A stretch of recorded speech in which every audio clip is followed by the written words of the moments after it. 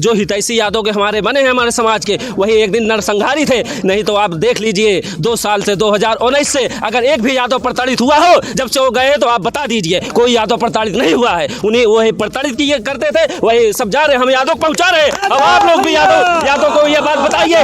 आप कुंडा के हैं, आप कुंडा ये राजधानी है, समझो ये कुंडा बाबागंज और कुंडा की राजधानी कुंडा टाउन है। आप लोग भी बताइए, जो हम बात बता रहे हैं 2 साल से कोई यादव प्रताड़ित नहीं हुआ, इसलिए कि वो जो हितैषी बन रहे हैं वो है ही नहीं। अब वो अगर एक बार भी छू लेंगे तो मतलब अब उनका क्या हो हश्र होगा वो ही जान। 27 फरवरी को प्रतापगढ़ में मतदान होना है। हम हैं कुंडा विधानसभा में। इस बार की कुंडा विधानसभा सीट खासा दिलचस्प हो चुकी है, क्योंकि यहाँ पर समाजवादी पार्टी भी अपना प्रत्याशी ला रही है, जिसको लेकर के क्षेत्र में तमाम तरह की चर्चाएं हैं। हम हैं जनसत्ता दल के कार्यकर्ताओं के बीच में और जानना चाहेंगे कि इस बार का चुनाव क्या दिलचस्प होने वाला है या पहले से भी ज़्यादा आसान होगा। चूँकि आज एक मीटिंग में मैं आया था, वहाँ पर जनसत्ता दल के कार्यकर्ताओं ने पिछली बार 1 लाख के पार का नारा दिया था, इस बार राजा भैया ने 1.5 लाख के पार का नारा दिया है। तो इनके कार्यकर्ताओं से जानना चाहते हैं कि किस ताकत और किस रणनीति से 1.5 लाख के पार के नारे को ये पूरा करेंगे। हमारे साथ है राजा भैया के प्रतिनिधि हरिओम शंकर श्रीवास्तव जी। सबसे पहले इनसे जानना चाहेंगे कि क्या रणनीति होगी। 1.5 लाख से पार बहुत बड़ी बात है, कैसे करेंगे?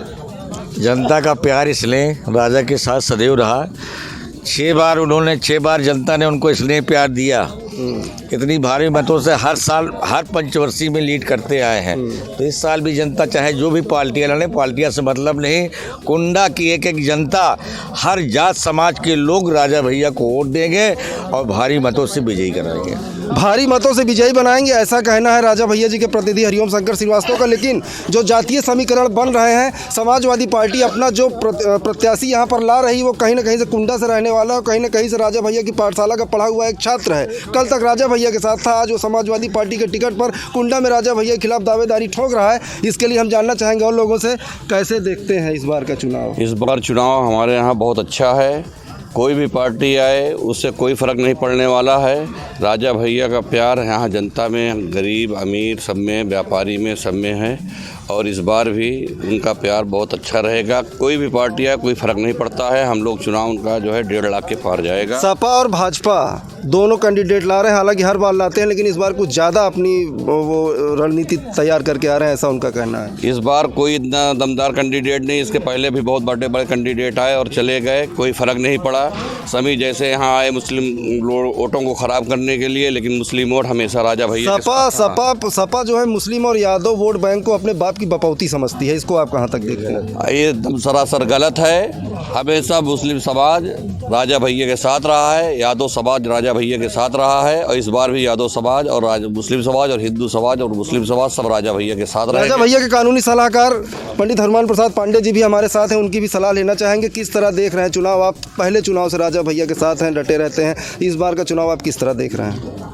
इस बार का चुनाव जो है पिछले चुनाव से बहुत आसान है। कोई कैंडिडेट यहाँ है नहीं। एक आध बार जैसे हम आपको बता दें, जैसे यहाँ से शिवनारायण मिश्रा जैसे भाजपा के प्रत्याशी और ब्राह्मण लड़ चुके हैं, जिनको मात्र 23,000 वोट से संतोष करना पड़ा। समाजवादी पार्टी से मोहम्मद मसीह लड़ चुके हैं, उनको 5,000 वोट से संतोष करना पड़ा। यहाँ से मोहम्मद ताहिर वोट लड़ चुके हैं मुसलमानों को वोट पाने के लिए, उनको भी 17,000 वोट से संतोष करना पड़ा। शिव प्रकाश सेनानी 2 बार यहाँ चुनाव लड़े, उनको भी 20,000 22,000 चुनाव वोट से जो है संतोष करना पड़ा। प्रकाश सिंह वोट चुनाव लड़े, वो 7,000 वोट पाए। अमरेश सिंह चुनाव लड़े, 8,000 वोट पाए। ऐसा अब इस बार जो प्रत्याशी हमको दिखाई पड़ रहे हैं, वो उससे भी नीचे के प्रत्याशी हैं। और जो जैसे अमरेश सिंह चुनाव लड़े तो एक रजवाड़े परिवार से थे। शिवनारायण मिश्रा चुनाव लड़े तो भाजपा ने उनको टिकट दिया था, उसमें भाजपा की लहर थी। ताहिर चुनाव लड़े तो वो माननीय नियाज हसन के पुत्र रहे हैं और वो विधानसभा अध्यक्ष तक रहे हैं। जब उनकी ये दुर्दशा हुई तो अब तो हमको कोई कैंडिडेट दिखाई नहीं पड़ रहा है, केवल एक पक्षी वोट पड़ना है। अब के चुनाव बहुत आसान है। चाय पान की दुकानों पर अक्सर चर्चा हो रही है, खास करके कुंडा में चाय पान की दुकानों पर चर्चा हो रही है कि इस बार वोट का प्रतिशत गिरेगा, 40 से 50 तक राजा जीतेंगे। जो 1 लाख पार होते थे, इस बार सब वोट बटाएंगे, भाजपा अपना अलग वोट ले जाएगी, सपा अपना अलग वोट ले जाएगी। इसको कहाँ तक आप देख रहे हैं?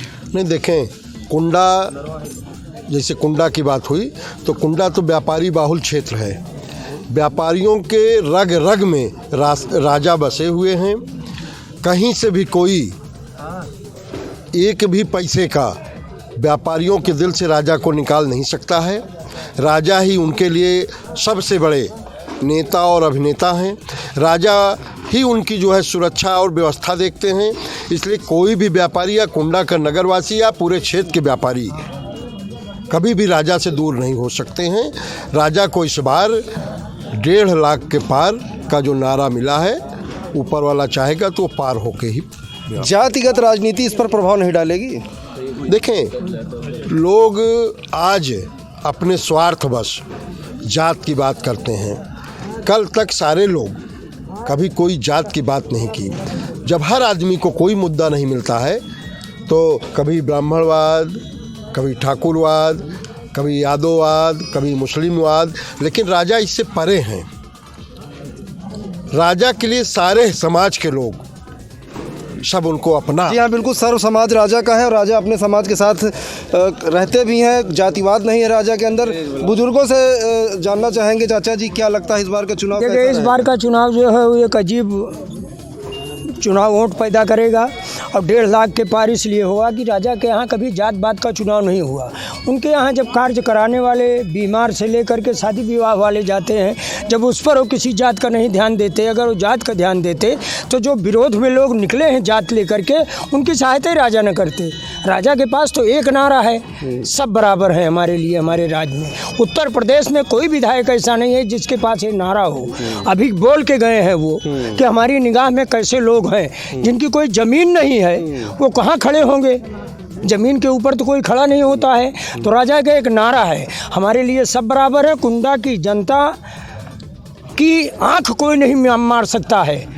कुंडा की जनता के लिए हमारी जान चली जाएगी, लेकिन कुंडा व्यापारी से लेकर के सबके लिए जो है। जी हाँ, लेकिन सवाल अभी भी फिर भी वही है, क्या जातिगत राजनीति राजा भैया का समीकरण बिगाड़ेगी?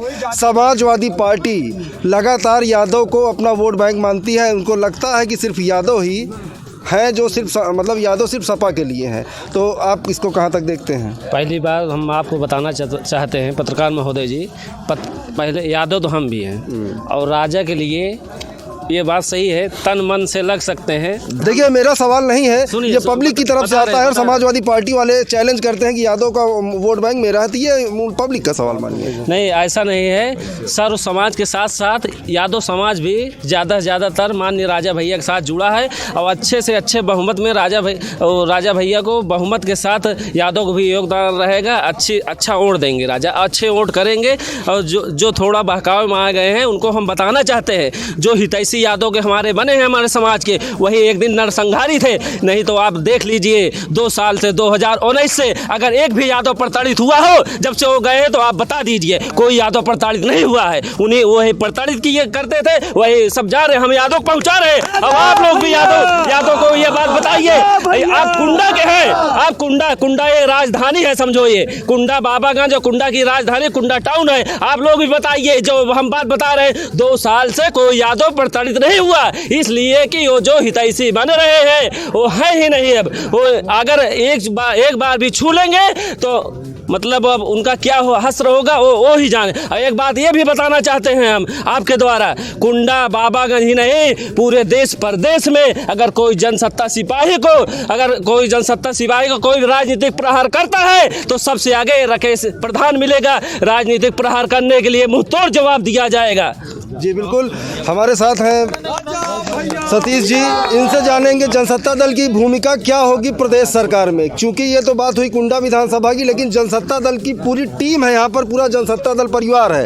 तो ये इस बार प्रदेश के राजनीति में 10 मार्च के बाद क्या भूमिका होगी? इन लोगों को क्या लगता है? वरिष्ठ कार्यकर्ता है, पुराने हैं, ये बताएं। पत्रकार महोदय जी, ये आप मान के चलिए कि जनसत्ता दल के बिना उत्तर प्रदेश में किसी की सरकार नहीं बनने जा रही है। त्रिशंकु सरकार का गठन होगा जिसमें जनसत्ता दल का बहुत बड़ा योगदान होगा। और आने वाले 10 मार्च को जो लोग आज जनसत्ता दल के राष्ट्रीय अध्यक्ष के ऊपर प्रत्यारोपण कर रहे हैं, रोपा प्रत्यारोपण, वही लोग 10 मार्च को रामायण भवन में नाक रगड़ते नजर आएंगे सत्ता में आने के लिए। इसी को तो ये जनसत्ता दल के कार्यकर्ताओं का जोश, यहाँ कुंडा विधानसभा जीतने की बात नहीं, जनसत्ता दल के कार्यकर्ताओं के अंदर इतना जोश है कि इन्होंने अभी बता दिया कि कुंडा को तो पिछली बार से भी ज़्यादा मतों से जीतेंगे, 1 लाख नहीं 1.5 लाख से पार करेंगे और प्रदेश में जनसत्ता दल के बगैर भागीदारी के सरकार बनना असंभव है। फिर मिलेंगे किसी और विधानसभा में एक नए चुनावी सर्वेक्षण के साथ, तब तक के लिए जय हिंद।